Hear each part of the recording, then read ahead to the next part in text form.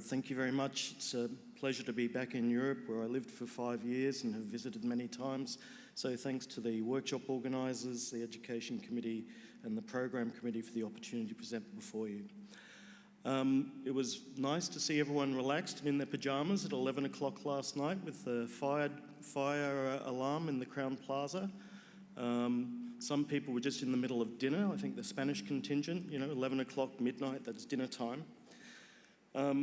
So we're going to start with the obligatory declaration of conflicts of interest. I have nothing really extraordinary. They are all extremely academic.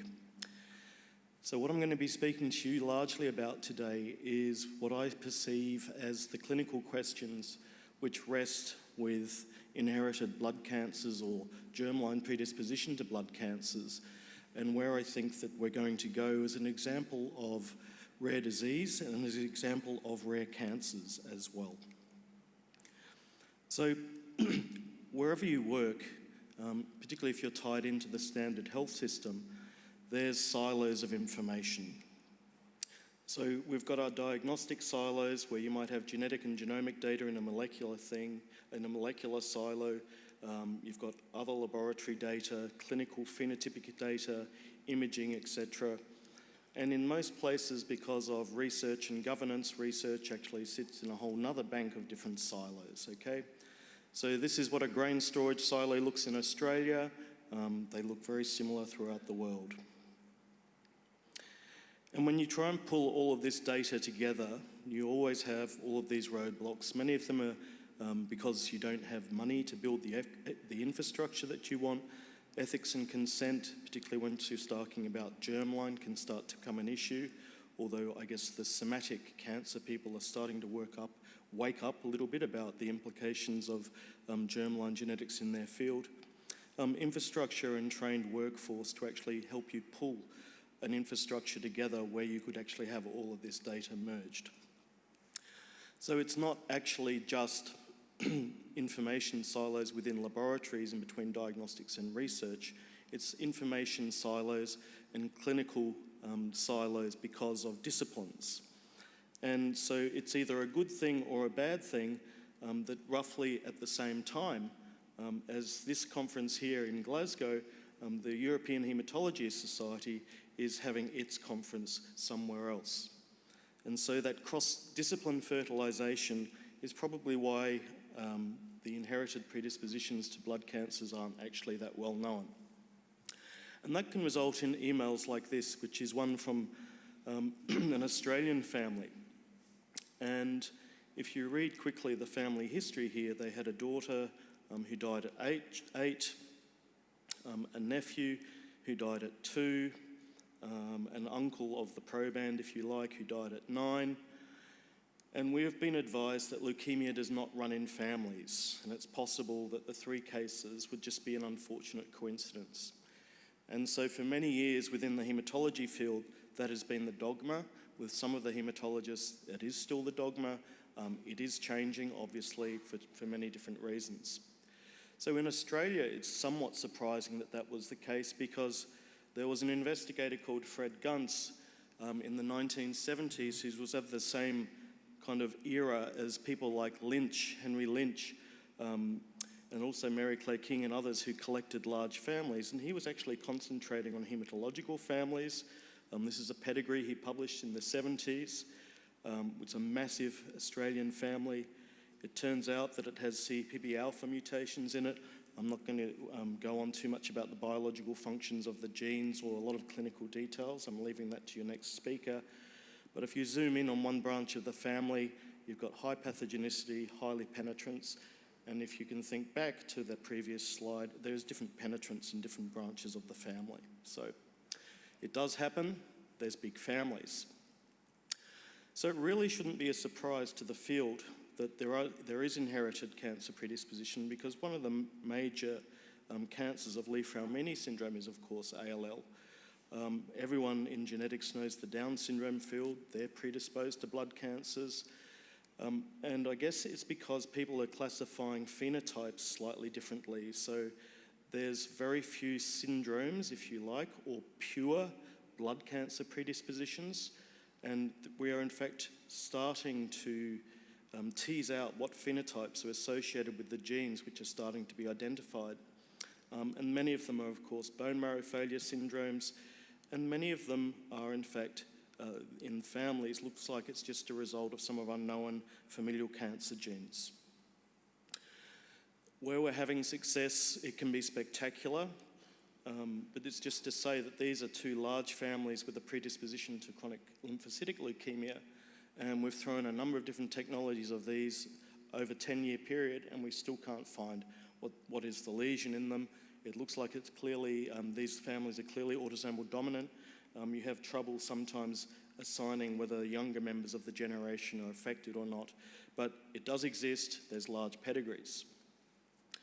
But in fact, in the world of haematology, this is the normal presentation. You get a patient, and you may or may not ask about the health of the parents, and the outcome for blood cancers is actually relatively poor, depending on the blood cancer. And so the typical patient collections in a haematology clinic, they don't really have familial information. They're much more concerned with a very focused ascertainment bias on the blood phenotype and the bone marrow phenotype. There's probably large genetic heterogeneity in terms of germline contribution. Perhaps unsurprisingly, it's starting to turn out that there's a lot of de novo mutation, which is probably contributing to some of the families or the germline cases of predisposition. And if they have an early onset, they have what we call a low genetic and reproductive fitness, because you may well destroy their germ cells, and so they won't have the ability to pass on those genes. So if you step back and look at what's happening within the whole field of genetics and genomics at the moment, this is basically a 5-year snapshot, and in the major colours you can see blue terabytes of data, which is sequencing from the small facility I run. It's not an outrageous amount of data. That's really not the point. The point is, you see that the amount of diagnostic data compared to research data is growing. Now, this is in the short read sequencing space, of course, but you see that, again, on here, the amount of genomic data and genetic data that we're collecting in the diagnostic arena as opposed to the research arena is growing rapidly. In molecular oncology, perhaps unsurprisingly, it's the same trajectory, and in fact, leading this wave in the oncology area is probably blood cancers, and particularly acute myeloid leukemias. I'm sure that in many countries and in Australia, there's a big push by cancer sufferers, the government and industry, to put in place comprehensive cancer screenings. So for example, platforms like the TSO 500, and this just shows you when we started doing that in our laboratory in a research setting, and there is a general tendency of an increase of numbers. And this is all trying to get patients onto precision medicine programs, and indeed include some novel clinical trials, including blood cancers that we're involved with as academic investigators. So, as I said, hematological malignancies, you can consider them one of the first ones where they have started to be stratified by molecular subtypes and detailed molecular subtypes. And there was a major revision of the WHO classification of myeloid neoplasias and acute leukemias in 2016. And in fact, this was the first time where they started to recognise germline predispositions to myeloid leukemias. And there's been various recommendations and the European networks, etc., putting out classification guidelines which all depend on molecular. And so if you look at some of the genes which are now going into gene panels, which are being part of this ever-increasing demand of screening in the hematological malignancy field, this is a myeloid gene panel. This is a couple of generations ago from our diagnostic lab. There's actually a large number of those genes where you may have germline mutation as well as somatic mutation. And whether some of these genes have a syndromic phenotype or it's largely just the blood phenotype, is variable for some of the diseases and more obvious for some than others. And of course, when you actually try and look at somatic testing in the diagnostic arena, most of us aren't doing germline and somatic comparison. We're doing somatic only because that's the standard of care. So we and others have started to look at what the incidence of germline mutations in the hematological malignancy samples which are passing through.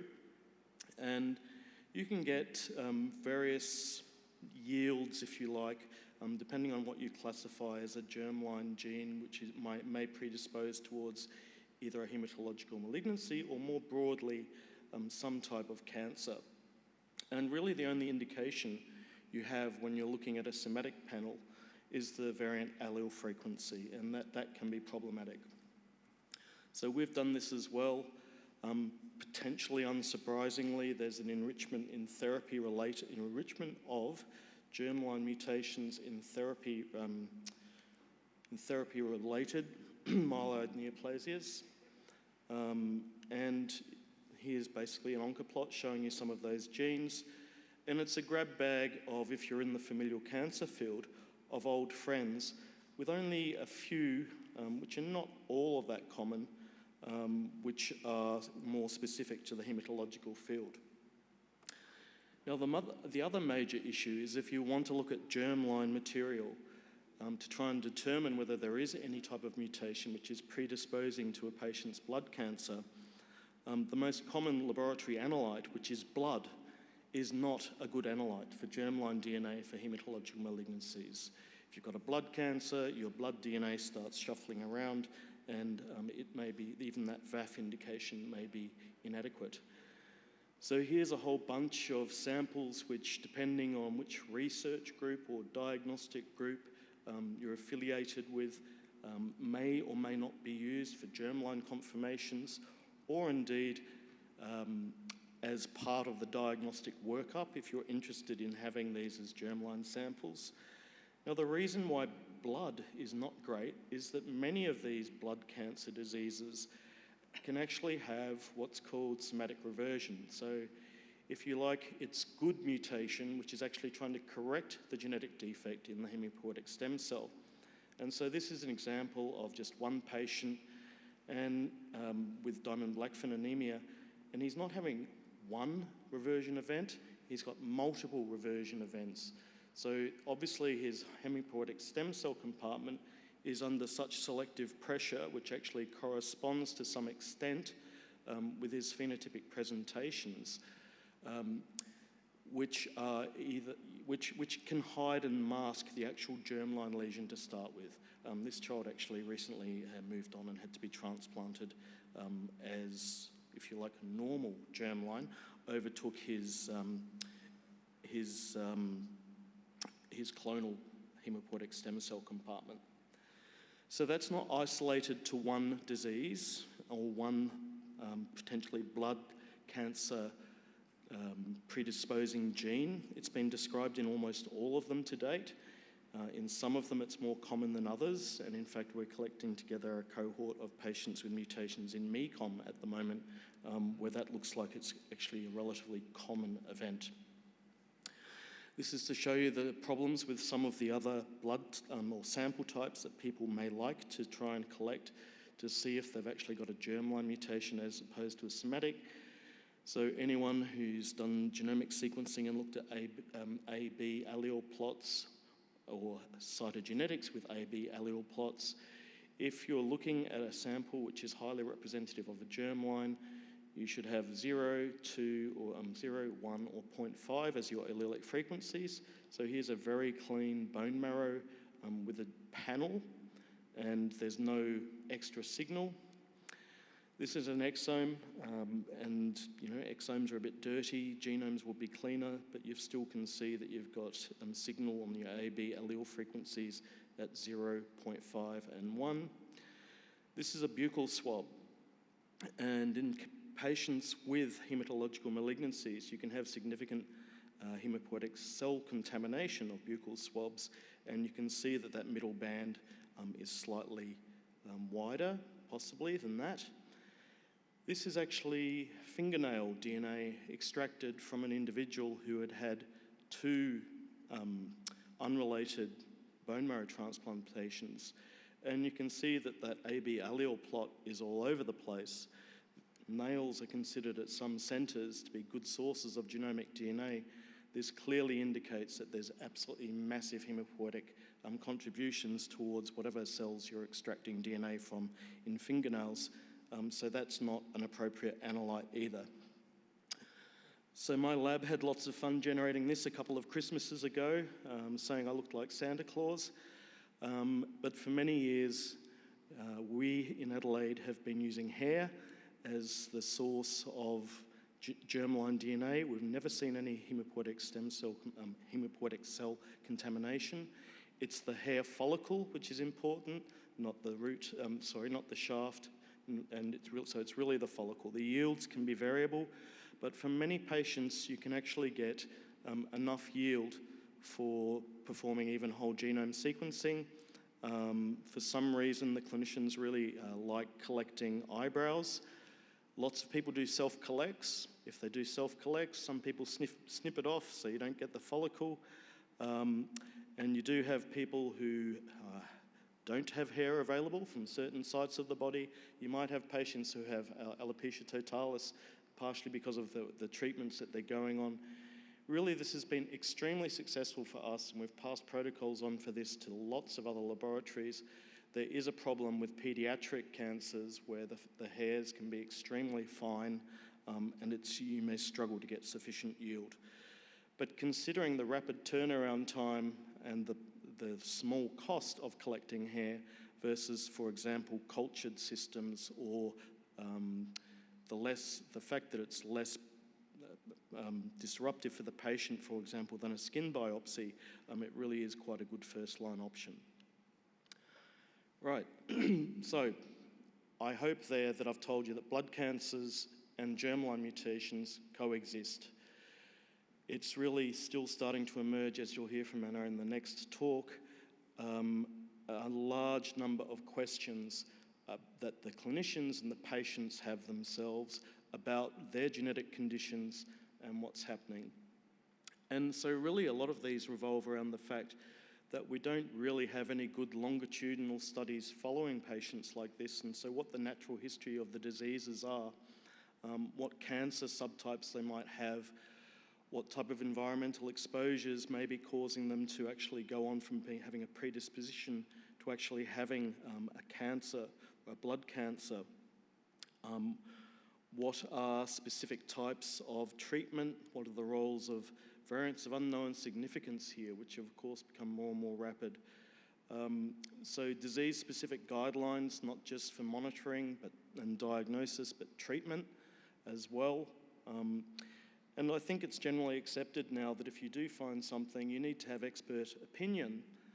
And there's more and more publications which are on general expert opinion, such as Lucy Godley, very well known in the area, will write a paper about how I treat. But compared to some of the other inherited cancers, there's actually very little evidence to date that is robust with statistical backup about how you should be treating, counselling these patients clinically. So it's pretty obvious that blood cancers have an advantage over some of the other cancers in that you can generally access tissues relatively well. So we should be able to look at new models for molecular monitoring and new ways of treating them using autologous cells which might be manipulated. I think there's a session going on genetic manipulation next door, and that's already happening in some of the academic centres. But again, unless you've established causality, it's actually hard to work out how you're going to treat. So I've actually been working in this area since 1997, and we've started to try and more systematically recruit families which have some evidence of having an inherited blood cancer in Australia since 2014. We've acted as both a major research and diagnostic centre for collecting families, and we've identified mutations in many genes, including being one of the first groups to describe germline mutations in GATA2. These are our yields by families, and what you will hear is that one of the more recently described genes, DDX41, is one of the most common predisposing cancer genes, particularly in myeloid malignancy. RUNX1 and GATA2 are also right up there. And then we have a long tail of things which may or may not be related in terms of if you're looking extremely strictly at gene disease associations by ClinVar rules, of things which we're observing in these families that we think are probably causative, but it's actually quite hard to write a clinical report to say, yes, this is the cause. And so how you're going to use that is going to be interesting. And there are still, clearly, since we've only got a yield of roughly 25% in a cohort of over 200 families, there's clearly still novel discoveries to be made. And there's actually a section of this slide which is hidden, not public consumption, where we've got at least 2 new genes in the area. So Adelaide is a relatively small town, depending on how you look at these things. It's roughly 1 million inhabitants. This is an Adelaide family. So there's a little bit of a diaspora with part of one branch of this family being in Melbourne. So this is the probands in Adelaide. This is a diaspora in Melbourne, and this is a diaspora of the family in Canada. So pulling these pedigrees together, particularly in a time of increased mobility of people, is sometimes difficult, particularly if there's not an awareness to ask about the family histories. This again is an Adelaide family, and this is a GATA2 family. It has a very common missense mutation. I'm going to leave most of the biology to Anna, but this is just to show that there are significant pedigrees, as well as all of these so-called sporadic cohorts. And if you ask the questions, you will find them. This is one of the large pedigrees with a common DDX1 start methionine mutation. And in fact, this is turning out to be one of several common, potentially found but potentially recurrent mutations in this interesting gene that we really don't understand very well, called DDX41. Okay, so RUNX1, GATA2 and DDX41 are the most common causes of inherited, autosomal dominant inherited blood cancers that we know of. And we still actually don't really have a good handle on lots of different questions in there, including phenotype, just blood phenotypes, how disease progress in terms of you've got a germline mutation, and then as the blood cancers progress, if we've got sequential stepwise mutations. And so we just did what isn't too hard to do. We searched the literature, we looked at what we had in-house, and we tried to look at some of the first data aggregation. This was all Excel spreadsheet type work, PubMed searching, etc. These were largely in-house data sets, and you can start to build oncoplots of some genes which are mutated during cancer progression.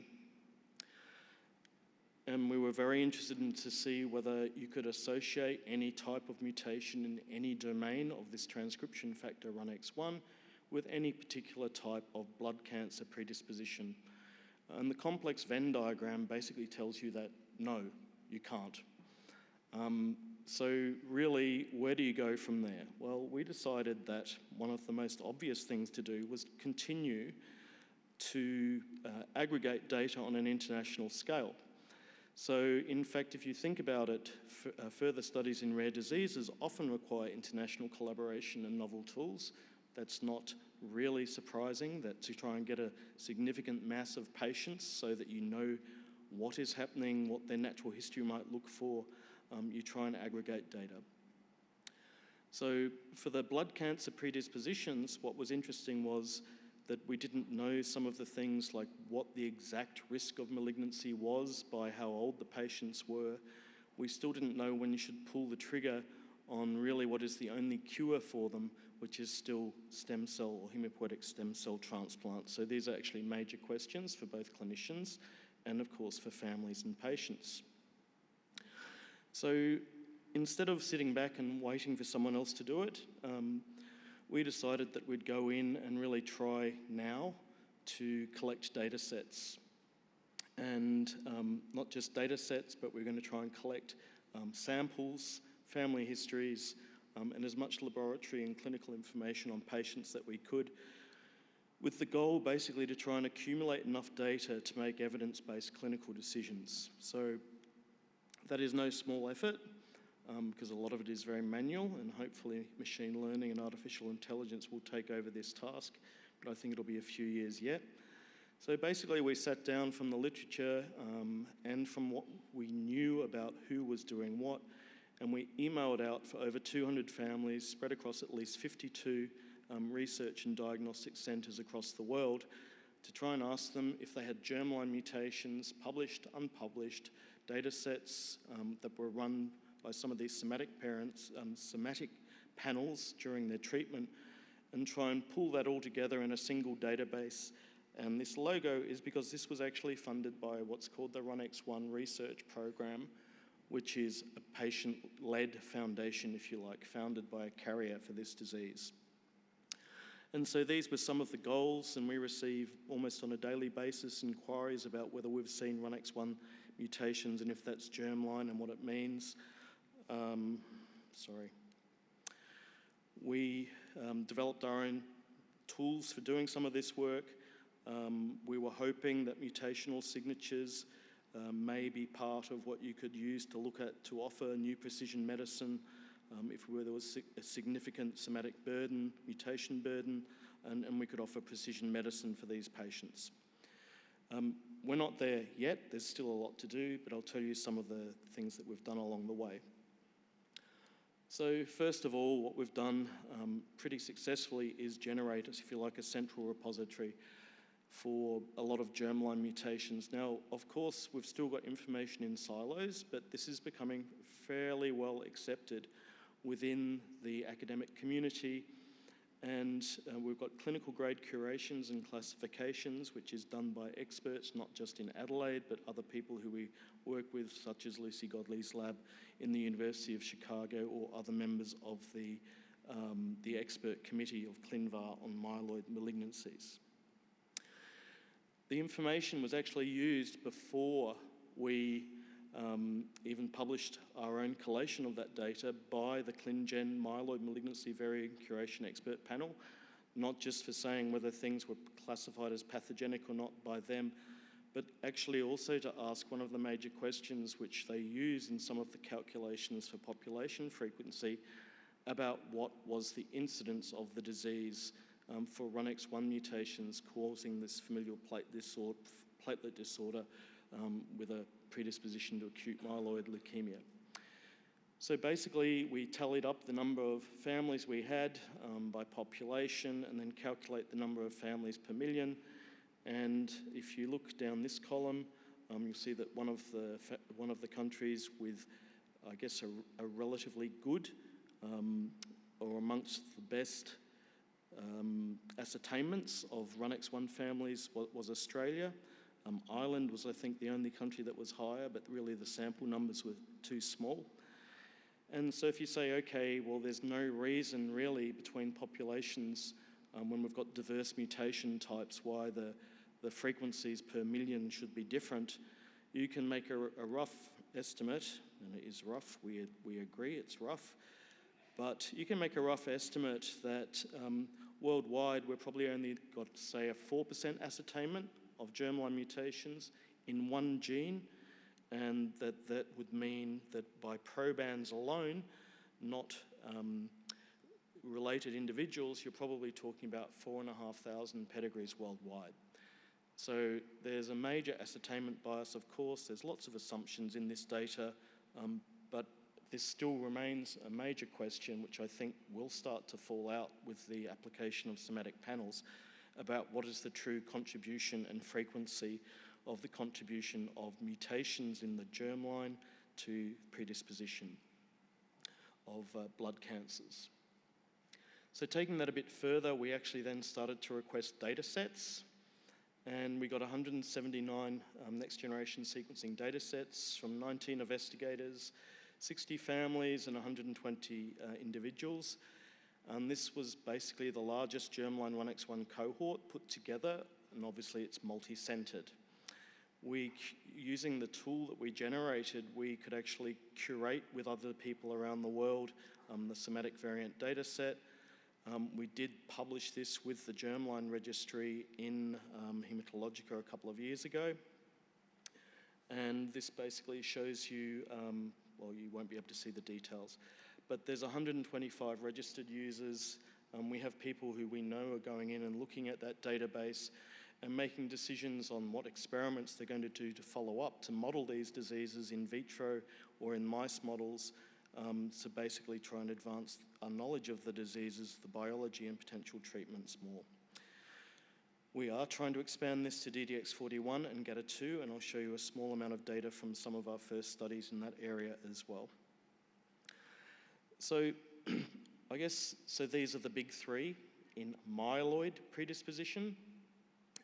And the clinical differential or laboratory blood picture differential between these diseases, GATA2 and RUNX1 are closer than DDX41. Maybe this is because these are both stem cell transcription factor genes and really people don't know what this one's doing. RUNX1 probably has an earlier age of onset than the onset of RUNX1 mutations, and DDX41 is definitely an oddball because you may or may not have a strong family history and the age of onset is not necessarily a lot lower than the average age of people having blood cancers.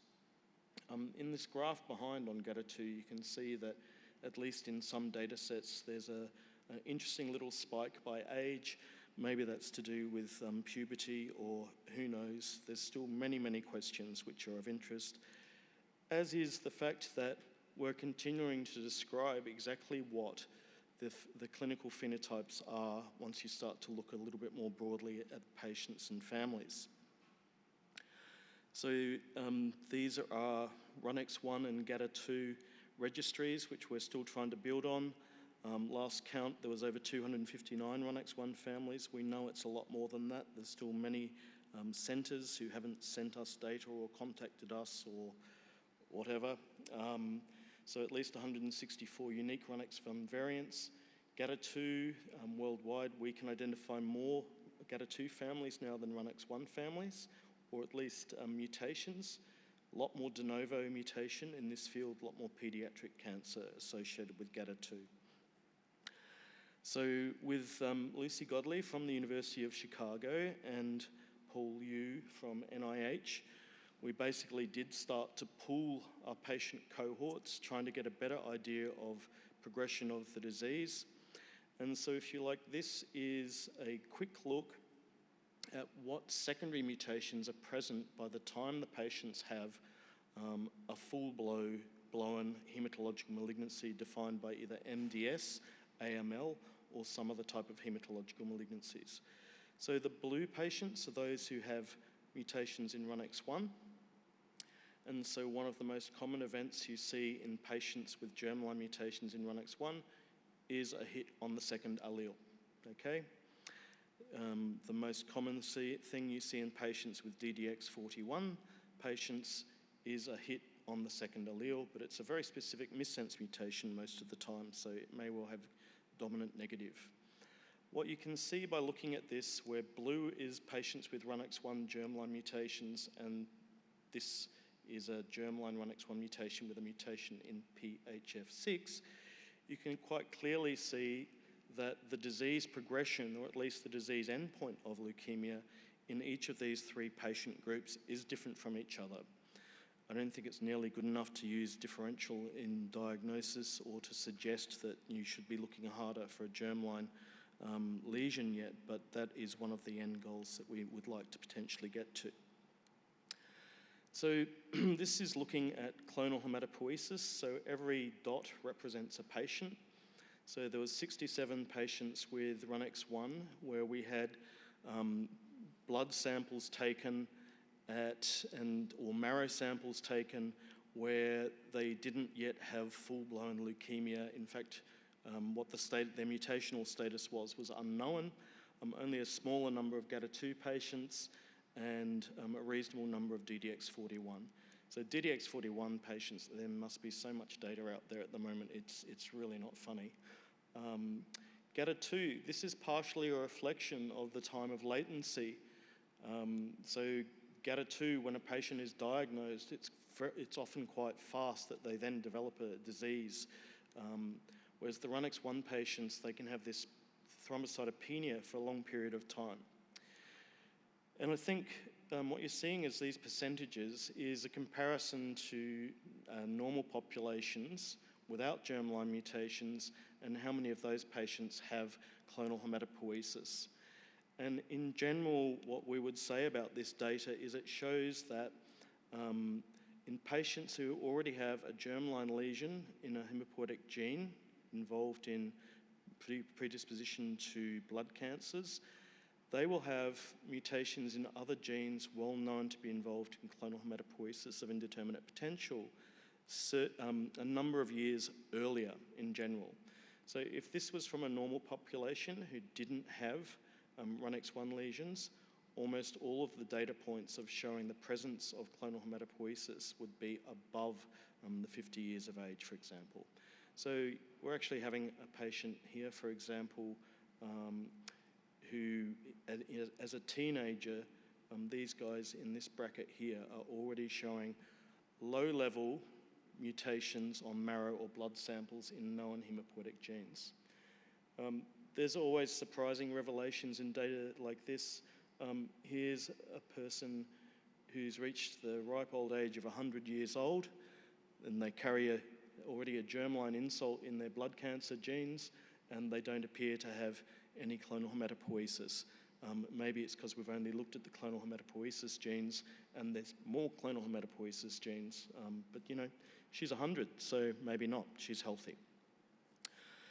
So when you start to gather these data sets longitudinally, and some of these patients, we do have longitudinal data, you can see that the variants and the VAFs of those variants in the blood for some of these genes remain relatively constant, but others of them actually can rapidly become clonal as disease progresses. So these are potential markers of disease progression, and the whole idea of trying to accumulate the data is so that we will have a better idea of when patients are switching from a pre-leukemic state or a pre-blood cancer state to a state which they really need to be urgently treated. So with the support of the RUNX1 research program, we're trying to convert this genomic data set into what we're calling an inherited hematological conditions database. We're still concentrating on RUNX1 to start with. We'll probably be looking at GATA2 second. But the difference is that this time we're really going in trying to pull a lot more clinical and laboratory information from the different silos. So the family history, but the clinical records, including whole blood cancers. So we've had to design a database where it basically has fields of interest for lots of different people to contribute to. So this is the Adelaide team who's been working on it, and these are the support members from the RUNX1 research program. And these are the clinical members who also have significant expertise in cohorts who are helping us record and try and decide what are the pieces of information we should be recording in this database, which will be helpful for continued research by aggregating the clinical and laboratory information on these patient cohorts. So we hope that with this additional clinical information, we'll be able to define treatment outcomes, recognise comorbidities, basically have better clinical management, better risk assessment, markers for disease progression, and counselling of patients, so in clinical decision making. Interestingly, the patients really want to come on the journey, and so the RUNX1 research program, they have not sat around because of patient demand, waiting for us as researchers or clinicians to try and pull this data together. They've actually put together their own REDCap database because patients are very anxious to actually contribute their own personal experiences and their own laboratory data and their own genetic tests to any type of data accumulation initiative so that they can actually see the power of how they can learn from each other. And I don't think RUNX1 familial platelet disorder as a syndrome or a genetic disease is unique in this, that patients are getting more and more active and they're driving some of the research. I am going to skip over very quickly 2 slides where we've got multiple hits in genes in the families, which raises questions about assortative mating, but then just go straight to variant interpretation and the importance of it in variant interpretation. So if you classify something as a variant of unknown significance instead of likely pathogenic or pathogenic, depending on your clinical setting, this is another email I got where it said the clinical genetics lab called this a VUS, which means they could not then use that to genotype family members as potential bone marrow transplant donors. That is really unfortunate. The consequences of that type of thing can be tragic. This is an example of an Australian family as well. This is a variant of unknown significance in the DDX41 gene, but you see there's a very strong history which matches the phenotype. This individual was used as a donor for their sibling, who then got donor-related acute myeloid leukemia, good indication that it was pathogenic. Fortunately, without genotyping, this individual was a donor for their sibling. That one worked out okay. This mum here, who hasn't actually developed MDS or acute myeloid leukemia, is an egg donor for one of her daughters, actually. So that probably wasn't such a great idea, but you know, it's a VUS. So there are more and more cases emerging where if you transplant with a sibling who has a VUS or a real mutation, you actually have poor outcome with emergence of donor cell leukemia, which is probably unsurprising. I am going to flick right to the end and basically say that we are trying to accumulate data and make it easier for centres to help us accumulate data by getting a single institute review board from the Genetic Alliance in America for ethics, which we think should be able to enable both research and diagnostic labs to contribute not only the genomic data, but the clinical data to some of these databases, if they're willing. And so if any of you are in the audience think you have data sets, we've just had this approved and we're really going to start pushing forward with the help of patient foundations to pull the data together. We are doing clinical trials now that we hope will be relevant to some of these patients. This one particular here is PARP inhibitors. We haven't actually got any patients with germline lesions on them yet. If you can break down the silos, this is called silo art in Australia. It can be really great and help everyone see the whole picture. So I'm going to leave it there, and I think I've got marginally over time. Thank you.